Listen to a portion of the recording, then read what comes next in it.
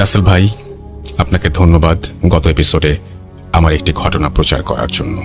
তাই অনুপ্রাণিত হয়ে আজ আবারও লিখলাম। সরাসরি ঘটনায় চলে যাচ্ছি। ঘটনাটি আমার ফুপার সাথে ঘটা। তিনি একজন জাহাজের ক্যাপ্টেন। তার মুখে যেভাবে ঘটনাটা শেয়ার করেছেন তিনি, আমি সেভাবেই বলছি। ঘটনাটি 1988 সালের জুন মাসের। তখন আমি সিলেট রুটে জাহাজ চালাতাম। তো একবার জাহাজ নিয়ে চট্টগ্রাম থেকে সিলেটে যাই। জাহাজ লোড ছিল সিমেন্টের কাঁচামাল, অর্থাৎ ক্লিংকারে। কিন্তু সিলেটের যে ঘাটে ক্লিংকার আনলোড হবে, সেই ঘাটে অন্য জাহাজের লম্বা লাইন থাকায় আমার জাহাজ আনলোড হতে প্রায় 1 সপ্তাহের বেশি সময় লেগে যায়। তাই এই 7 দিন বসে না থেকে ভাবলাম চায়ের দেশ শ্রীমঙ্গল থেকে একটু ঘুরে আসি।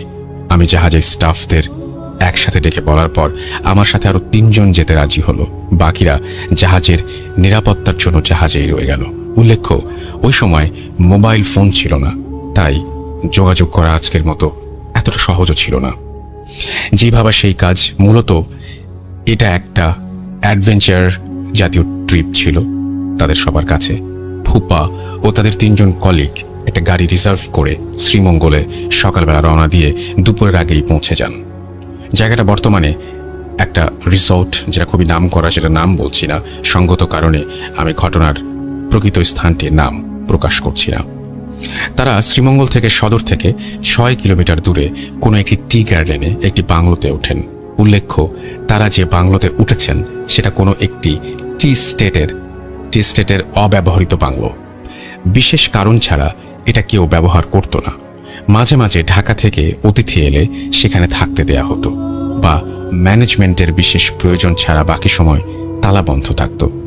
এদিকে ফুপা ও তার কলিগরা সারা বিকেল ঘোরাঘুরি করে আশেপাশের জায়গাগুলোতে দেখল। চা বাগানে, লাওয়াছড়া বোরের ভেতরে ঘুরে বাংলোতে ফিরতে ফিরতে রাত 8:30টার মতো বেজে যায় তাদের। রাত 8:30টায় চা বাগানের জন্য যথেষ্ট রকমের গভীর রাত। ততক্ষণে বাংলোর কেয়ারটেকার গভীর ঘুমে আচ্ছন্ন। ডেকে ওঠানো হলো কেয়ারটেকারকে। কেয়ারটেকার একটু বিরক্তির মাঝেই উঠে রাতের খাবার টেবিলে সাজিয়ে দেয়। খাওয়া দাওয়া শেষ করতে করতে তাদের রাত 10টার মতো বেজে যায়। কেয়ারটেকার সবকিছু গুছিয়ে চলে যাবার সময় বলল, বাবুরা, রাতে বের হইয়েন না কিন্তু। আর কোনো আওয়াজ শুনলেও বাংলোর বাইরে যাইয়েন না কিন্তু, পাহাড়ি এলাকা বইলে কথা। বলে কিছু শোনার অপেক্ষা না করে হনহন করে হ্যারিকেন নিয়ে এগিয়ে চলে গেল লোকটা।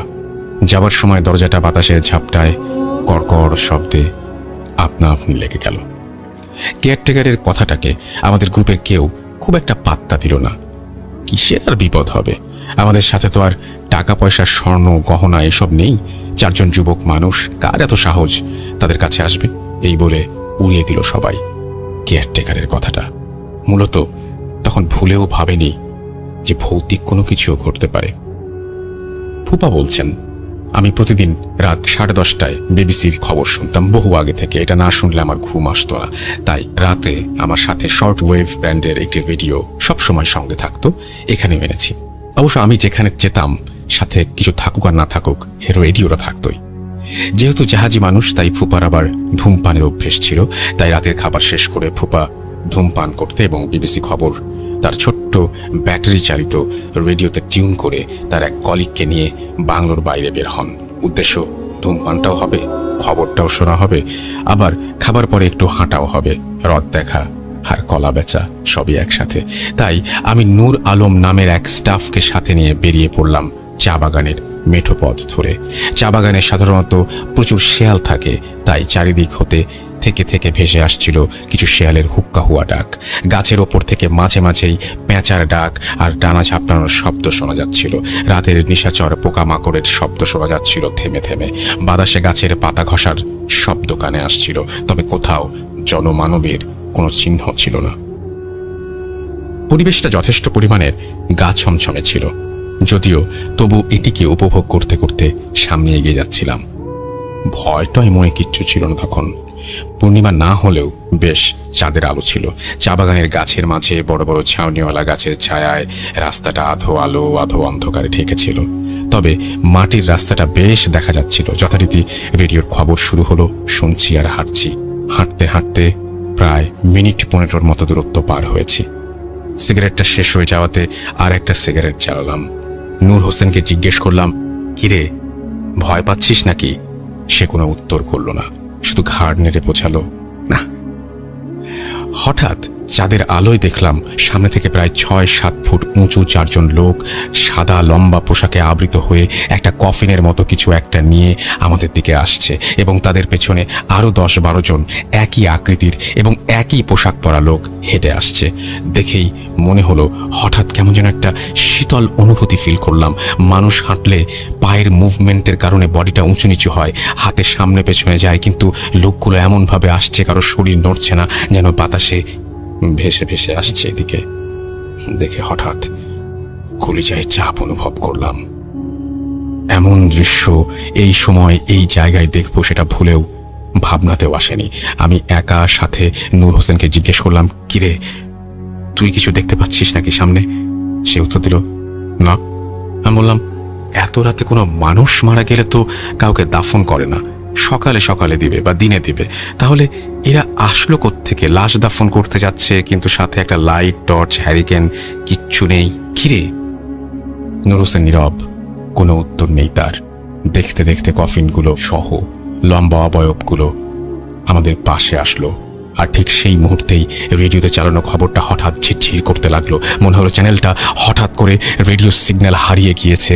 কিন্তু এটা কিভাবে সম্ভব? এতক্ষণ ফুল ক্লিয়ারভাবে অনুষ্ঠান চলছিল, 1 সেকেন্ডের মধ্যে সিগন্যাল নেই। এটা ভাবতে ভাবতেই ওই 4 জনের হাত থেকে কফিনটা একদম আমাদের পাশে এসে পড়লো বিকট শব্দে, আর কফিনের ঢাকনাটা খুলে গেল। ভেতর থেকে বেরিয়ে এলো লাশের মুখ। এ যেন কেউ না, আমার সাথে বের হওয়া নূর হোসেন, যে এতক্ষণ আমার সাথে ছিল। এটা তো তারই লাশ। লাশটার মুখ পোড়া, বিভৎস। বুকের ভেতরটা ছ্যাঁত করে উঠল। ঠিক তখনই আমার নাকে ভেসে আসতে লাগলো ভয়ঙ্কর মাংস পচা বোটকা গন্ধ। কতটা ভয়াবহ ছিল সেই গন্ধটা, সেটা শব্দ দিয়ে বোঝানো সম্ভব নয়। আমি আমার জীবনে এত ভয়াবহ গন্ধ কোনোদিন পাইনি। যখন জায়গাটা শুনশান, নীরবতা, সমস্ত পাখির ডাক, শেয়ালের শব্দ সব যেন একসাথে বন্ধ হয়ে গেছে, তখনও আমার হাতে সিগারেট জ্বলছে। কফিনের সাথে অবয়বগুলোর দিকে তাকিয়ে যেতেই বুঝতে পারলাম প্রত্যেকের মুখ পোড়া, বিভৎস। কারো চোখ নেই, মুখমণ্ডল নেই, সম্পূর্ণই পোড়া। দেখে গায়ের সব পশম আমার দাঁড়িয়ে গেল। সাথে থাকা নূর হোসেনের দিকে তাকালাম। আমার সারা শরীর ঝিমঝিম করছিল। হঠাৎ এতটা মানসিক চাপ নিতে না পেরে পড়ে যাচ্ছিলাম, তাই নূর হোসেনের হাতটা ধরতে যাচ্ছিলাম শক্ত করে, কিন্তু এ কি, আমার হাত তার শরীর ভেদ করে এপার থেকে ওপারে চলে গেল। তার মানে এতক্ষণ আমি যার সাথে হাঁটছিলাম, কথা বলছিলাম, সেও অশরীরী। আমি চিৎকার করতে পারছিলাম না, সারা শরীর ঘেমে ভিজে গেছে। আমার কণ্ঠ থেকে কোনো শব্দ বের করতে পারছিলাম না। ঠিক এমন সময় কফিনের ভেতরে থাকা সেই লাশটি প্রচণ্ড জোরে গোঙাতে লাগলো। আমি কোনো কিছু না ভেবে পেছনের দিকে গায়ের সমস্ত শক্তি দিয়ে দৌড় দিলাম। সিগারেট, রেডিও কি কোথায় পড়লো তার কোনো হদিস ছিল না। রুদ্ধশ্বাসে ছুটলাম যেদিক থেকে এসেছি। আমি দৌড়াচ্ছি, আর মনে হচ্ছে গোঙানির শব্দটা আমার কাঁধের নিকট আরও নিকটতর হচ্ছে। আমাকে কেউ পেছনে ধাওয়া করছে। ঠিক সে সময় শেয়ালের ডাক শুনতে পাচ্ছিলাম। মনে হচ্ছিল শত শত শেয়াল একসাথে আমাকে ঘিরে ধরেছে। জীবনে কখনো এত ভয় পাইনি। প্রাণ পরে দৌড়াচ্ছিলাম বাংলোর দিকে। দৌড়তে দৌড়তে বাংলোর জায়গাটায় যখন এলাম, তখন দেখি সেখানে কোনো চিহ্ন নেই, বাংলোর চিহ্ন নেই। চা বাগানের থুতু প্রান্তর। হার চাপ নিতে পারছিলাম না। দিক বিদিক শূন্য হয়ে যেদিকে পেরেছি দৌড়েছি। কতক্ষণ দৌড়েছি মনে নেই। দৌড়াতে দৌড়াতে হঠাৎ কোনো একটা গর্তে পড়ে যাই। আমার স্নায়ু আর চাপ নিতে পারে নাই। আমি তৎক্ষণাৎ জ্ঞান হারাই। কতক্ষণ এভাবে ছিলাম জানি না। হঠাৎ বজ্রপাতের শব্দে আমার শরীর আর মুখে বৃষ্টির পানির ফোঁটায় আমার জ্ঞান ফেরে। বজ্রপাতের আলোতে আমি দেখি একটা খ্রিস্টানদের পুরনো এক কবরের ভেতরে আমি পড়ে আছি। প্রত্যেকটা কবরের ওপরে ক্রস চিহ্ন দেয়া। যেদিকে চোখ যায় শুধু কবর আর কবর। আশেপাশে থেকে শুধু কুকুরের কান্নার আওয়াজ আসছে, এবং চারিদিক খুটখুটে অন্ধকার। পায়ে প্রচণ্ড ব্যথা অনুভব করলাম। পায়ে হাত দিতেই দেখি বাম পাটা চিরে রক্ত বের হচ্ছে। হাত নাড়তেই দেখি কবরের ভেতরে থাকা লাশ, তার হাড় সাথে লেগে থাকা। আমার পা চিরে গেছে, অর্থাৎ লাশের হাড়ে চিড়ে গেছে আমার পা। বজ্রপাতের আলোতে দেখলাম আমি শুয়ে আছি একটা কঙ্কালের ওপর। আর তখন কি করব বা কি করা উচিত কিছুই আমার মাথায় আসছিল না। আমার সব ঘটনা মনে পড়ে গেল, আমি কোথায় ছিলাম, কি হয়েছে, কি আছে, সবকিছু। ভয়াবহ ব্যাপার হলো, সামনে তাকিয়ে দেখি যে কফিনটা দেখে জ্ঞান হারিয়েছিলাম সেই কফিনটা ঘিরে ওই 4 জন আরো শত শত সাদা অবয়ব দাঁড়িয়ে আছে। বজ্রের আলোতে কবরের ভেতর থেকে দেখছিলাম আমি, সাথে শুনতে পেলাম কয়েকটা কুকুরের করুণ ডাক, কেঁদেই যাচ্ছে কেঁদেই যাচ্ছে। হঠাৎ দেখলাম একটা কফিন ঘিরে দাঁড়িয়ে থাকা সাদা অবয়বগুলো একটি শরীর না ঘুরিয়ে, ঘাড়টা 180 ডিগ্রি ঘুরিয়ে আমার কবরের দিকে তাকালো। এই দৃশ্য দেখে আমি আবারও জ্ঞান হারালাম। জ্ঞান ফিরে দেখি আমি সেই বাংলোর রুমে, আমার সামনে কেয়ারটেকার, আমার 3 কলিগ, সবাই, সাথে একজন ডাক্তার। গায়ে আমার তখন ভীষণ জ্বর, শরীরের বিভিন্ন জায়গায় কাটা ছেঁড়া। আমার কাছে সবাই জানতে চাইল আমি কিভাবে গোরস্থানের ভিতরে গেলাম, কারণ গোরস্থান থেকে বাংলোটি ছিল প্রায় 4 কিলোমিটার দূরে। আমি একে একে সব ঘটনা বললাম, সবকিছু। সমস্ত ঘটনা শোনার পর আমার কলিগ নূর হোসেন বলল, আমরা যখন দুজন খবর শুনতে শুনতে হাঁটছিলাম তখন নূর হোসেন নাকি আমাকে বলেছিল যে আমি একটু আসছি, আমি একটু বাথরুমে যাওয়ার প্রয়োজন হয়েছে। আমি তাকে ধরে ফেলবো, কিন্তু রেডিওর দিকে মনোযোগ থাকায় আমি তার কথার আওয়াজ শুনতে পাইনি। আমি ভেবেছিলাম সে হয়তো আমার সাথেই আছে। আর বাগানের রাস্তাটা কিছু সামনে গিয়ে 2 ভাগে ভাগ হয়ে যায়। আমি বামের রাস্তা ধরে হাঁটছিলাম, কিন্তু নূর হোসেন আমাকে বামের রাস্তা ধরে কিছু দূর খুঁজে তারপরে না পাওয়াতে ডান হাতিকের রাস্তায় খুঁজতে থাকে। অবশেষে আমাকে না পেয়ে বাংলোয় ফিরে আসে। সবাইকে নিয়ে বের হয়ে আমাকে খুঁজতে খুঁজতে সারা রাত না পেয়ে কেয়ারটেকারকে নিয়ে খুঁজতে খুঁজতে ক্রিশ্চিয়ানদের গোরস্থান পর্যন্ত আসে এবং অচেতন অবস্থায় আমাকে উদ্ধার করে। ঘটনা শুনে বাংলোর কেয়ারটেকার বলল, বাবু, আপনাদের তো বলেছিলাম বের না হতে, আপনারা তো কোনো কথা শোনেননি। তখন সবাই কেয়ারটেকারকে চাপ দিলে আসল ঘটনা সে বলতে বাধ্য হয়। তখন কেয়ারটেকার বলে 1945 সালে এই চা বাগানের বাংলোতে থাকতো তৎকালীন ব্রিটিশ এক গার্ডেন ম্যানেজার, যে ছিল খুবই অত্যাচারী। চা শ্রমিকদের ওপর কথায় কথায় নির্যাতন চালাতো, চাবুক দিয়ে পেটাতো সামান্য কাজে ভুল হলে। তার অত্যাচারে অতিষ্ঠ হয়ে তখনকার সময়ের কিছু বিদ্রোহী চা শ্রমিক তাকে ধরে রাতে চা বাগানের ওই 3 রাস্তায় আগুন দিয়ে পুড়িয়ে মারে। তার পোড়া দেহ তখন কফিনে করে ওই 4 কিলোমিটার দূরের খ্রিস্টানের কবরস্থানে দাফন করা হয় এবং তারপর থেকে ওই রাস্তার মোড়ে কেউ এলে বা গেলে কফিনে করে মৃতদেহ আনা ওই দৃশ্য দেখতে পায় এবং মাঝে মাঝে বাংলোর আশেপাশে কোনো কারণ ছাড়াই পোড়া মাংসের গন্ধ পাওয়া যায়। আর এই দৃশ্যটা যার সামনে পড়ে তার সাথে কোনো না কোনো একটা দুর্ঘটনা ঘটেই যায়। তো চিকিৎসায় কিছুটা সুস্থ হয়ে ওই দিন বিকেলেই তারা ওই স্থান ত্যাগ করেন এবং সিলেটের জাহাজে চলে যান। ঠিক তার পরের দিনই ফুপা জাহাজের ইঞ্জিন রুমে আগুন লাগে। তার কোনো রকম ক্যাজুয়ালিটি ছাড়া আগুন নিয়ন্ত্রণে আনতে সমর্থ হন। আশ্চর্যের ব্যাপার হলো ওই সময় জাহাজের ইঞ্জিন বন্ধ ছিল। বন্ধ অবস্থায় ইঞ্জিনে আগুন লাগার ঘটনা বেশ বিরল, কিন্তু সেটা কিভাবে হলো সেটা আজও রহস্য। কেয়ারটেকার বলছিল যে চা বাগানে যে পোড়া কফিন তারা দেখেছিলেন তার সাথে দ্রুত দুর্ঘটনা ঘটে, তবে ইঞ্জিনে আগুন লাগা কি সেটারই ইঙ্গিত? এই ছিল ঘটনা। তবে আমি এই ঘটনার সাথে আরো কয়েকটা বিষয় চিন্তা ভাবনা করে আমার ভীষণ বেশ নাড়া দিয়েছে এবং সেগুলো তিনি শেয়ার করেছেন। সেটা না হয় এইখানে আমি না বলি, বাট এই ছিল ঘটনা এবং ঘটনাটি অসম্ভব সুন্দর একটি ঘটনা। আশা করছি আপনাদের ভালো লেগেছে।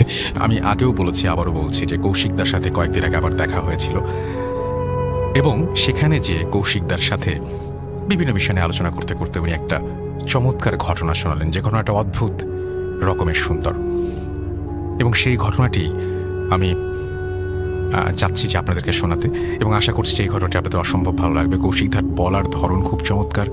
কৌশিকদার গল্প খুব সুন্দর করে বুঝিয়ে বলতে পারেন এবং তার একদম জীবন থেকে নেয়া, নিজের আত্মীয় পরিজনের কাছ থেকে নেয়া ঘটনা।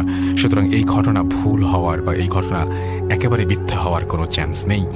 এবং কৌশিকদাকে আমার কি বলবো, যে শুধুমাত্র যে এই ভূতের ঘটনা তাই না, যে কোনো ধরনের ঘটনা শুনতে আমার কৌশিকদার কাছে খুব বেশি ভালো লাগে। তো যাই হোক, কথা না বাড়িয়ে আমি যেটা করবো সেটা হচ্ছে সরাসরি চলে যাবো আমরা এখন কৌশিকদার কাছে। আশা করছি যে তার বলা এই ঘটনাটা আপনাদের অনেক ভালো লাগবে। So hello to whoever is listening to us, wherever you are, যেখানেই আপনি থাকেন না কেন। গল্প হচ্ছে কি এমন একটা জিনিস, ঘটনা হচ্ছে এমন একটা জিনিস, আর স্পেশালি সেটা যদি একটা ভৌতিক ব্যাপার হয়, এটা আমরা বাঙালিরা যেখানেই থাকি না কেন, যেভাবেই থাকি না কেন, একবার হলেও আমরা কান পাতবো এটা শোনার জন্যে। কারণ ভৌতিক ব্যাপারটা আমাদের কালচারের সাথে এমনভাবে মিশে গেছে যে চাইলেও আমরা এটা থেকে দূরে থাকতে পারবো না। So a good ghost or super natural story আমাদেরকে সবসময় এন্টারটেইন করে। আজকে আমি আমার পরিবারের দুইটা গল্প শেয়ার করতে চাই। গল্প, ঘটনা, হোয়াটএভার ইউ কল ইট।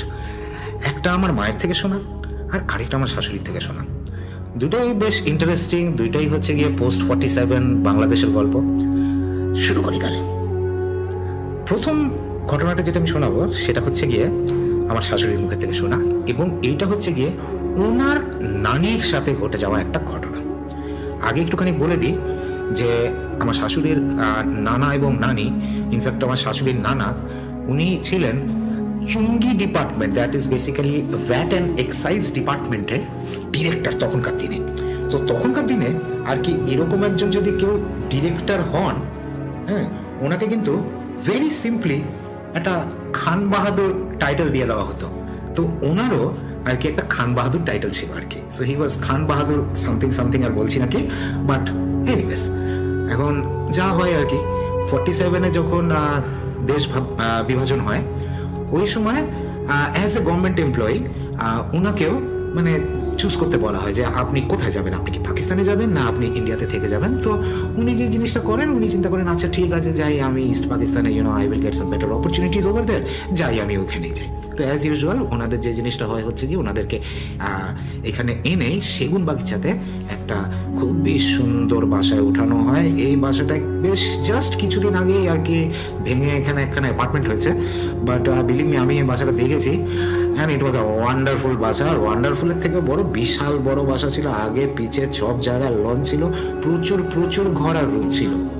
আর এই প্রচুর প্রচুর ঘর আর রুমের ব্যাপারটাও বলি আর কি, আসলে আমার শাশুড়ির খালা আম্মা ওনার আসলে অনেক ভাই বোন ছিলেন আর কি, আসলে বোন ছিলেন অনেক, 7 বোন।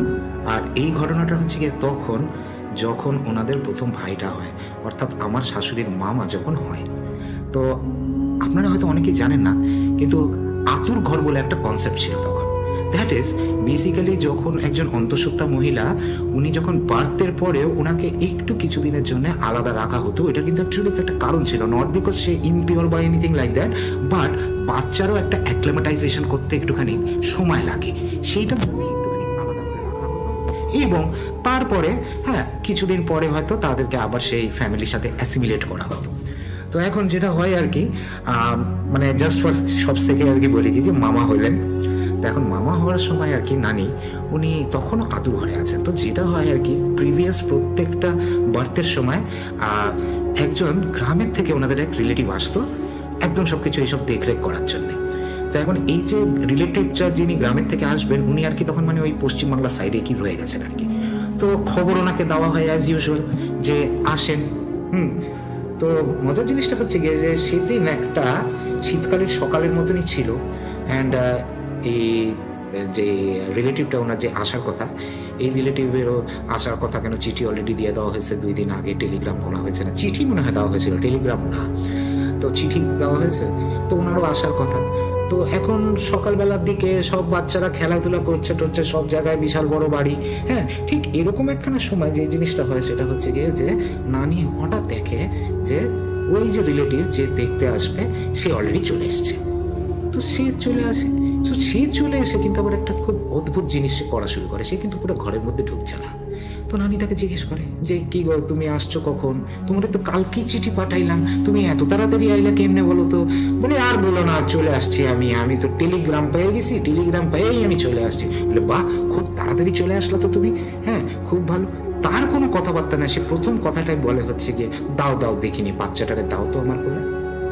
তো তখন নানি বলে যে তুমি আগে একটু ফ্রেশ হয়ে নাও, তুমি একটা সফর করে আসছো, তুমি একটু ফ্রেশ হয়ে নাও, তারপরে তুমি আসল নিও। হ্যাঁ কিন্তু ওই মহিলা অ্যাডামেন্ট যে তুমি দাও বাচ্চাকে এক্ষুনি আমার কোলে দাও, যাও তুমি ফ্রেশ হও। বলে না আমার ফ্রেশ হওয়ার কোনো প্রয়োজন নেই, যাও তুমি ফ্রেশ হও। আস্তে আস্তে করে গলার স্বর বাড়তে থাকে, তার বলতে থাকে বাচ্চাটা আমাকে এক্ষুনি দাও, তুমি আমার হাতে বাচ্চা দাও, তারপরে যাও তুমি ফ্রেশ হইতে। মানে রাগারাগি করা শুরু করছে সে, অর্ডার, রাগ, চিৎকার, এরকম একখানা সময় সে আস্তে আস্তে করে না আরো আগে আসা শুরু করে, আরো এগোতে শুরু করে সে, হ্যাঁ একটু একটু একটু করে সে আরো হেঁটে হেঁটে সামনে আসা শুরু করে। নানির এবার না একটু ভয় লাগা শুরু করে। নানি এবার একটা জিনিস বোঝে যে somewhere down the line something is wrong, কিন্তু কি রং সেটা উনি কিন্তু এখনো পর্যন্ত বুঝতে পারেন নাই। এই মহিলা ক্রমশ সামনে আসছে, ক্রমশ সামনে এসে এবার হাত বাড়িয়ে বাচ্চা নেবে, কিন্তু নিতে পারছে না, খালি বলে যে বাচ্চাটা আমাকে দে, বাচ্চাটা আমাকে দে। এরকম সময় নানি কিছু বুঝতে পারেন না, কিন্তু নানিও খুব ডাকসেট মহিলা ছিলেন, বুঝতে হবে একজন খান বাহাদুরের স্ত্রী, বুঝতে হবে she is almost like lord something and lady something, তিনিও ছিলেন ওই রকম। ঠিক এই মহিলা যখন কাছাকাছি আসছে, একটু কাছাকাছি, নানির গায়ে যত জোর ছিল সেই দিয়ে সে কষায় একটা লাথি মারে, এবং অদ্ভুত ব্যাপারটা হচ্ছে গিয়ে লাথিটা খেয়ে মহিলা উড়ে চলে যায় একদম দরজার কোনায় ওইখানে। তারপরে সে ওই দরজার ওইখান থেকে নিজেকে ঘষ্টাইতে রীতিমতন ড্র্যাগ করতে এনে মাথাটা বার করে বলে, বলতেছি তোরে দে, তুই দিস না কেন, বলতেছি তোরে দে। এই সময় নানি চিৎকার করে ওঠে। এই চিৎকারে আরো কিছু সার্ভেন্টস ছিল এদিক ওদিক থেকে, তারা সবাই চলে আসে, কিন্তু তারা এসে ওই মহিলার কোনো হদিশই পায় না, অ্যাবসলিউটলি কোনো হদিশ পায় না। 2 দিন পরে উনি ঠিকই আসেন বাচ্চা দেখার জন্য। এখন কি এসেছিল, কে এসেছিল, তাদের আসলে অনেক বক্তব্য আছে এসব নিয়ে, প্রচুর বক্তব্য। এটাও বলে যে 6 মেয়ের পরে প্রথম পুত্র সন্তান হচ্ছে, মানে উপরেলাই জানে আসলে কি ছিল। কিন্তু এই একখানা ছোট্ট একটা ঘটনা ছিল আর কি, এটা আমার শাশুড়ি থেকে শোনা, বেশ প্রচলিত ঘটনা। ইনফ্যাক্ট ওই বাড়ির আরো অনেক ঘটনা আছে, এই একখানা ছোট্ট বললাম আর কি। Thank you. এটা অসম্ভব সুন্দর ঘটনা আসলে, এবং আমার মনে হচ্ছে যে মানে আপনি যে ব্যাখ্যাটা দিলেন না, ওইটা আরো সুন্দর ছিল, অনেক ভালো ছিল। কারণ সব জিনিসের পিছনেই না একটা না কোনো একটা কারণ, একটা কোনো ব্যাখ্যা থাকে। দ্য ফ্যাক্ট যে নানি একলা কেন ছিল, এই আতুর ঘরের কনসেপ্টটা আজকাল লোকজন কিন্তু জানে না স্যার। তাই জন্য জানা দেওয়া যে কেন একজন অন্তঃসত্ত্বা মহিলা ইভেন আফটার ডেলিভারি উনি একা ছিলেন কিসের জন্য, সেটাই। তো ওইখান থেকে ওই ব্যাপারটা আসলে অনেক কিছুই হয় আর কি, যেগুলো ঠিক এক্সপ্লেন করা যায় না। একটা ঘটনা দিয়ে, যে ঘটনাটি আমাকে পাঠিয়েছেন কেউ একজন, লিখে পাঠিয়েছেন, সেরকম একটি ঘটনা। তিনি যেভাবে লিখছেন সেভাবেই পড়ছি। আমার নাম রিয়াদ। আমি বর্তমানে ইউরোপের এস্তোনিয়া নামক ছোট্ট একটি দেশে বসবাস করি। এস্তোনিয়া ফিনল্যান্ড ও রাশিয়ার মাঝামাঝি অবস্থিত, যে দেশের লোক সংখ্যা মাত্র 13 লক্ষ। আমি এদেশে গত বছর অর্থাৎ গত 2016 সালে অ্যানথ্রোপোলজির ওপরে মাস্টার্স করার জন্য আসি। বর্তমানে আমি এখানকার শহর তালিনে বসবাস করছি। আমার পড়ালেখার বিষয়বস্তুর কারণে আমাকে প্রায় সময় বিভিন্ন প্রত্নতাত্ত্বিক বিষয় নিয়ে রিসার্চ করতে হয়। কিছুদিন আগে আমার প্রফেসরের নির্দেশে আমি ও আমার সাথে আরো 3 জন মিলে তালিন শহরের পাশে ওল্ড টাউন নামের একটি জায়গায় যাই। বলে রাখা ভালো যে এই ওল্ড টাউন জায়গাটি আমাদের পুরান ঢাকার মতো, তবে খুব কম মানুষ এখানে বসবাস করে। বেশিরভাগ বাড়িগুলোই ফাঁকা এবং দেখতে সবগুলো বাড়ি একই রকমের। বাড়িগুলো এবং বাড়িগুলোর পাশে রয়েছে বেশ কিছু পুরনো স্থাপনা। দিনের বেলা দর্শনার্থীরা ভিড় জমায় এই স্থাপনাগুলো দেখার জন্য, আর দ্বিতীয় বিশ্বযুদ্ধের সময়কালে অনেক জিনিসপত্র এখন এই শহরে পাওয়া যায়। সেদিন আমি ও আমার সাথের 3 জন মিলে আমরা একটি পুরনো স্থাপনার মাঝে প্রবেশ করি। যদিও এর আগেও অনেকবার অন্য স্থাপনায় গিয়েছিলাম এবং কিছু গবেষণা করেছি, তবে এবারেরটা ছিল সম্পূর্ণ ভিন্ন, এক অন্যরকম অভিজ্ঞতা। স্থাপনাটি ছিল 4 তলা বিশিষ্ট। স্থাপনার ভেতরে সূর্যের আলো প্রবেশের কোনো জায়গা নেই কোনো জানালা, একটি মাত্র সিঁড়ি, তা আবার এতটাই সরু যে একজন মানুষের উঠতে কষ্ট হবে।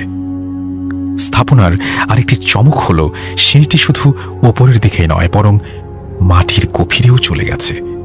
মাটির নিচে রয়েছে আরো 2টি তলা। আমাদের প্রজেক্ট ছিল মাটির নিচের তলার জিনিসপত্র নিয়ে তথ্য নির্ণয় করা। আমরা চারজন হাতে টর্চ নিয়ে কর্তৃপক্ষের অনুমতি সাপেক্ষে মাটির নিচতলায় সিঁড়ি বেয়ে চলে যাই। মাটির নিচের প্রথম তলায় কিছু পৌরাণিক জিনিসপত্র থাকলেও দ্বিতীয় তলায় ছিল কিছু চমকপ্রদ জিনিস। তার মধ্যে ছিল দ্বিতীয় বিশ্বযুদ্ধের সময়কার হামলা করা বোমার কিছু অংশ, মানুষের খুলি, কিছু ধাতব পাত্র ও ধাতবের তৈরি বিভিন্ন বড় কলসির মতো। আমরা আমাদের ডিভাইস দিয়ে জিনিসগুলো পরীক্ষা করতেই হঠাৎ একটি জায়গায় আমাদের চোখ আটকে যায়। একটি মরচে ধরা চারকোনা ধাতব কৌটা, যেটার গায়ে কিছু একটা লেখা। যে লেখাটা কোনোভাবেই ওই মুহূর্তে লাইটের আলোয় পড়তে পারছিলাম না, কিন্তু কেন জানি আমার খুব আগ্রহ জন্মে সেই ধাতব কৌটাটির ওপর। হয়তো সেই ধাতব কৌটাটি অন্যান্য জিনিসগুলো থেকে কিছুটা ব্যতিক্রম। আমি ওই ধাতব কৌটাটি কর্তৃপক্ষের অনুমতি সাপেক্ষে ল্যাব টেস্ট করার জন্য আমাদের সাথে নিয়ে যাই এবং ল্যাবে জমা দিয়ে আমি আবার বাসায় ফিরে আসি। সেদিন একটু রাত করে ঘুমাই এবং ঘুমের মাঝে আমি একটি অদ্ভুত রকমের স্বপ্ন দেখতে পাই। স্বপ্নে আমি নিজেকে একটি জঙ্গলের মাঝে একটি লেকের পাশে দেখতে পাই, যেখানে আমি একটি কবরের সামনে দাঁড়িয়ে আছি। সকালবেলা ঘুম ভাঙার পর আমি কোনোভাবেই বুঝতে পারছিলাম না যে এইরকম স্বপ্ন কেন দেখলাম। পরদিন সকালে নাস্তা সেরেই হাতে একটা কফি নিয়ে আমি ইউনিভার্সিটির দিকে যাই। ল্যাবে গিয়ে আমি কৌটাটি খোলার চেষ্টা করি এবং অনেক চেষ্টার পর ধাতব কৌটাটি অক্ষত অবস্থায় খুলতে সক্ষম হই। জং পড়ে থাকা সেই কৌটাটির ভেতর অনেক পুরনো একটি ছোট্ট কাগজ, যেটা দেখতে কিছুটা পুড়ে যাওয়া কাগজের মতো, অর্থাৎ হলুদ রঙের কাগজ। যদি অনেক দিন ভাঁজ করে রেখে দেওয়া হয় তাহলে যে লালচে ধূসর রং ধারণ করবে সেই রকম। দেখে মনে হচ্ছে এটি দ্বিতীয় বিশ্বযুদ্ধ কিংবা তার আগেকার সময়ের। কাগজটি খোলার পর আমি একটি অদ্ভুত রকমের নকশা এবং কিছু লেখা দেখতে পাই। লেখাটি রাশিয়ান ভাষায় ছিল। আমি এই ভাষা জানি না বলে কাগজটি রাশিয়ান জানে এমন একজন রিসার্চারের কাছে পাঠিয়ে দেই। সে কাগজটি স্ক্যান করে পরীক্ষা করতে শুরু করে। পরদিন সে আমাকে জানায় যে কাগজে রাশিয়ান ভাষায় তাদের পৌরাণিক এক দেবতার নাম এবং কিছু মন্ত্র আছে। সেই সাথে সাথে সেই নকশার কথা জিজ্ঞেস করলে জানা যায় যে এটি একটি জায়গার নকশা, যা কিনা কেইলা নামক একটি গ্রামের নির্দেশ করে। এটা জানার পর এই বিষয়টি নিয়ে আমাদের টিমের আগ্রহ বাড়তে থাকে। পরদিন সকালে আমরা কেইলা গ্রামের উদ্দেশ্যে রওনা করি। নকশা থেকে পাওয়া ধারণা অনুযায়ী আমরা একটি গ্রামের ভেতর একটি জঙ্গল আছে, সেখানে যাই। আমরা জঙ্গলের ভেতর প্রায় 2-3 কিলোমিটার হাঁটতে থাকি শুধুমাত্র সেই নকশা পরিশেষ দেখতে। বলে রাখা ভালো, ওই গ্রামের মানুষের কাছে শোনা যায় ওই জঙ্গলে নাকি দিনের বেলাতেও মানুষ যাতায়াত করে না, কি নাকি সমস্যা হয়। এই জঙ্গলটা গাছগাছালি এতটাই ঘন যে সূর্যের আলোটুকুও ঠিকভাবে পৌঁছয় না। অবশেষে নকশা অনুযায়ী জঙ্গলের মাঝে একটি জায়গায় রাস্তা শেষ হয়ে যায় এবং অন্য একটি দিক থেকে রাস্তা এসে ঠিক একই জায়গায় মেলে। বলা যায় আমরা একটি গোল চত্বরে পৌঁছে যাই। সেখানে আমরা ছোট্ট একটি লেক দেখতে পাই, কিন্তু লেকটা দেখার পরই আমার শরীরটা কেমন যেন হয়ে ওঠে, কারণ ঠিক এই রকম দেখতে একটা লেক আমি গতকাল রাতে স্বপ্নে দেখেছিলাম। লেকের পানি থেকে কেমন যেন তীব্র একটা দুর্গন্ধ বের হচ্ছিল। আমার লেকের প্রায় শুকিয়ে যাওয়া পানি ছিল কালো বর্ণের। আমার টিমের একজনের নাম ছিল অ্যান্ড্রু। সে লেকের দিকে দক্ষিণ পাশে দুটো গাছের মাঝামাঝি একটি উঁচু জায়গায় আবিষ্কার করে, যেটা নকশায় নির্দেশ করছিল। আর নকশায় এও বলা ছিল যে ওই উঁচু জায়গায় দেবতার প্রাণ শক্তি লুকায়িত আছে।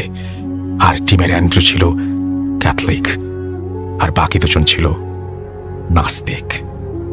তারা ডিসিশন নেয় যে ওই উঁচু জায়গাটি ঘুরে দেখবে কি আছে, কিন্তু আমার কেন যেন খুব বেশি একটা ভালো লাগছিল না। বারবার গত রাতের স্বপ্নের কথা মনে পড়ে যাচ্ছিল। খোঁড়াখুঁড়ি করার যন্ত্রপাতি না থাকায় সেদিন আমরা ফিরে চলে যাই। সেদিন রাতে বাসায় এসে নিজে রান্না ও ডিনার শেষ করতে করতে লেট হয়ে যায়। বিছানায় পিঠ লাগাতেই ঘুম চলে আসে। কখন যে ঘুমিয়ে যাই নিজেও টের পাইনি। সেদিন রাতেও আমি সেই আগের রাতের সেই স্বপ্ন দেখতে পাই এবং আরও দেখতে পাই যে কি যেন একজন আমাকে বলছে সেই জঙ্গলের মাঝে লেকের কাছে না যেতে, বারবার আমাকে হাত দিয়ে না যাবার নির্দেশ করছে কিংবা কিছু একটা বারণ করছে। সকালে প্রচণ্ড মাথা ব্যথা নিয়ে ঘুম ভাঙে, কিন্তু কোনোভাবেই আমি স্বপ্নের ব্যাপারটা মিলাতে পারছিলাম না। প্রতিদিনের মতো আজকেও আমাকে ল্যাবে চলে যেতে হতো এবং আজকে একটু আগে কাজ শেষ করেই আমরা ওই জঙ্গলের দিকে বেরিয়ে পড়ি। আমি আমার গত দুরাতের স্বপ্নের কথা কোনোভাবেই আমার টিমের কাউকে বলতে পারছিলাম না, কারণ তারা কেউ আমার কথা বিশ্বাস করবে না। আজকে কেন জানি আমার টিম মেম্বার অ্যান্ড্রু যেতে চাইল না, তবে সবার কথার পরে সে যেতে রাজি হয়। আর আমি কেমন যেন ভয় পাচ্ছিলাম, আবার কৌতূহল হচ্ছিল। মনে হচ্ছিল যদি ভালো কিছু একটা পেয়ে যাই তাহলে আমার থিসিসের কাজে অনেক সহায়ক হবে। যাই হোক, আজকে সমস্ত যন্ত্রপাতি নিয়ে আমরা একজনের গাড়িতে চড়ে রওনা হলাম। গ্রামের শেষ অংশে যাবার পর আর গাড়ি নিয়ে যাওয়া যায় না, তাই গাড়ি রেখে হাঁটা শুরু করলাম। গ্রাম পেরিয়ে জঙ্গলে ঢোকার সময় এক বৃদ্ধের সাথে দেখা। বৃদ্ধ দেখতে কিছুটা কুঁজো হয়ে গেছে, কিন্তু তার সব চুল দাড়ি পাকেনি, আধা আধা টাইপের। সে কোনো একটা ভাষায় আমাদের জিজ্ঞেস করলো যে কোথা থেকে এসেছি। আমরা আমাদের উত্তর দেওয়ার আগেই বলল, তোমরা যেখানে যাচ্ছ সেখানে যেও না, হয়তো ফিরতে পারবে না। কথাটা আমার মনে দাগ কাটলো। আমার সাথে থাকা অ্যান্ড্রু ও কিছুটা চমকে গেল। বৃদ্ধ আরও বলল, 5টি নাবালক শিশুকে জ্যান্ত পুঁতে ভুডু করে শক্তিশালী করে রাখা হয়েছে।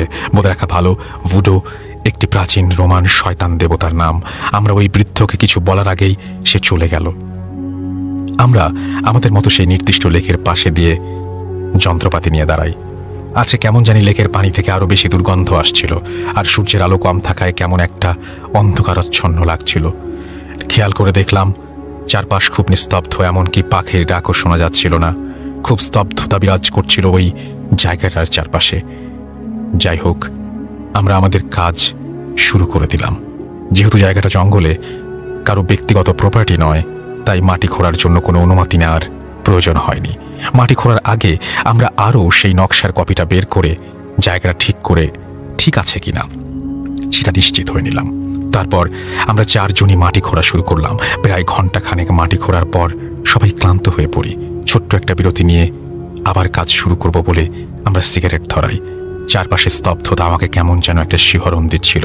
এর আগেও এইরকম প্রত্নতাত্ত্বিক জিনিস নিয়ে কাজ করেছি, কিন্তু এবারেরটার মতো কখনোই এমন থ্রিল অনুভব করিনি। বারবার মনে হচ্ছিল মাটি খোঁড়ার কাজ আমাদের না।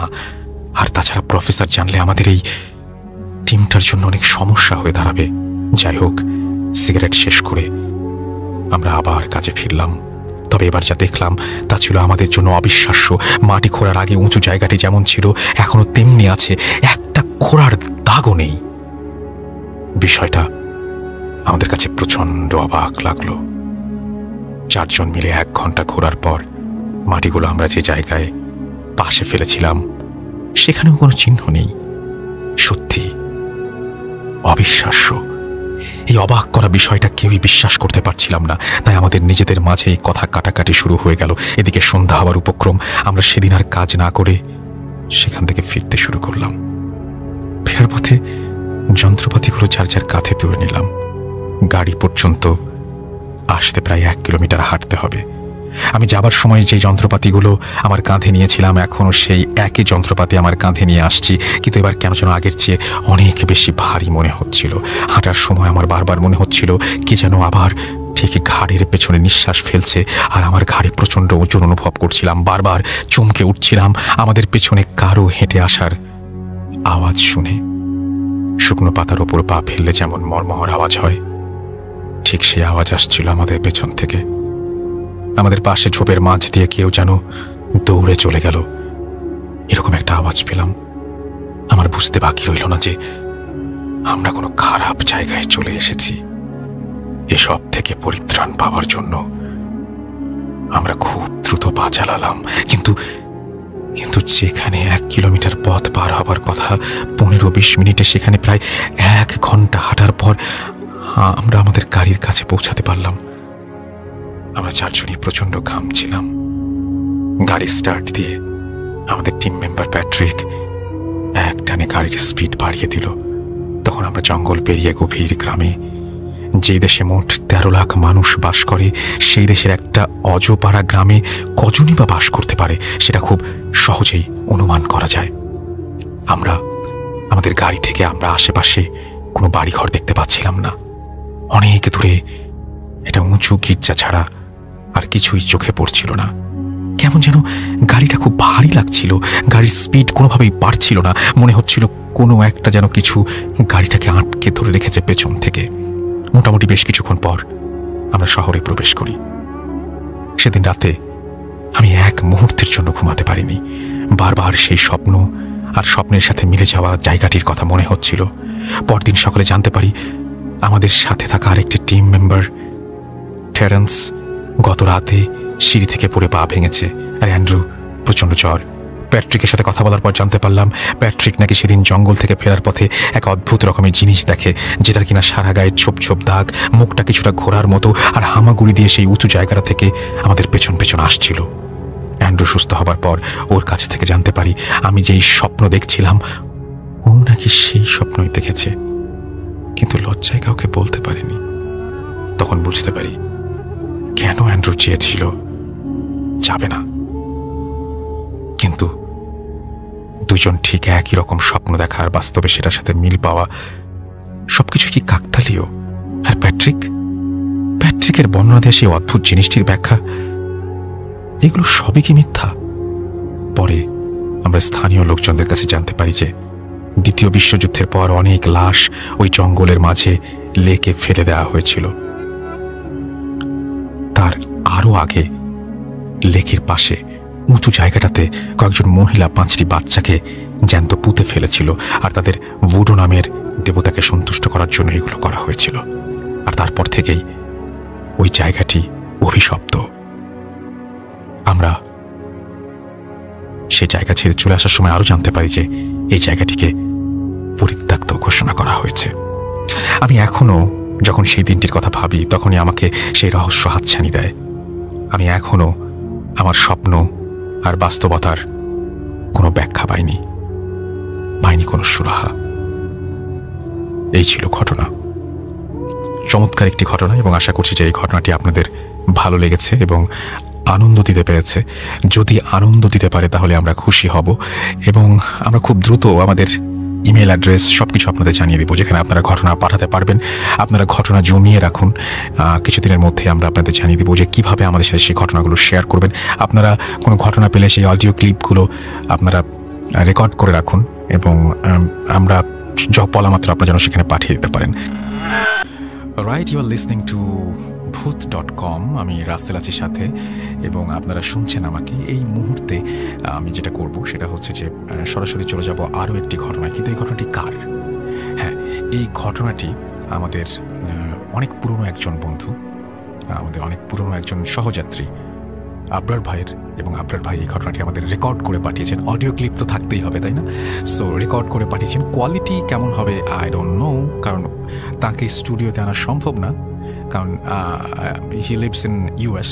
সো ওখান থেকে তো মানে আমাদের ভূত.com-এর এরকম কোনো সামর্থ্য নেই তাকে উড়িয়ে নিয়ে সেখানে ঘটনা শোনাবো আপনাদেরকে। সো তিনি ঘটনা খুবই সঙ্গত কারণেই রেকর্ড করে পাঠিয়েছেন। তার সেই অডিও ক্লিপটি আমরা প্লে করছি। এনজয়।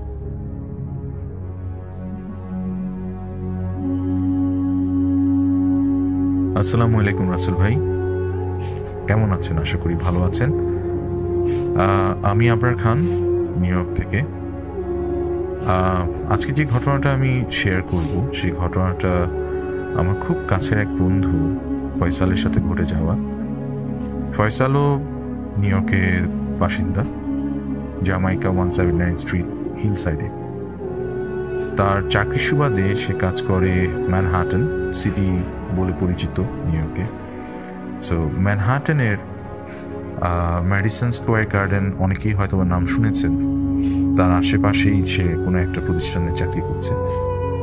তার চাকরির সময়টা দেখা যায় যে বিকাল থেকে শুরু হয় এবং রাত্রে 11টা সাড়ে 11টা পর্যন্ত তার ডিউটিতে থাকতে হয়।